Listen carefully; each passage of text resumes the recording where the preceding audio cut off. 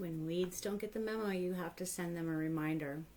Now this is 45% industrial strength vinegar, so it's not the grocery store stuff. You mix 1 cup of salt and 1 tablespoon of dish soap. Safe for your dogs, safe for your bees, safe for your garden. I love it. It is more cost effective and more effective than the stuff that you buy in the store. Trust me, I've used it for years. Now you spray it directly on the weeds. Don't be shy with it. Give it a good soaking and look at the before and after. This is 24 hours later.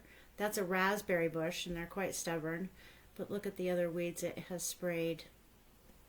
I love it. 24 hours later you can see the separation of the rocks between the dirt, and this is our property, chemical free, 100% worth it.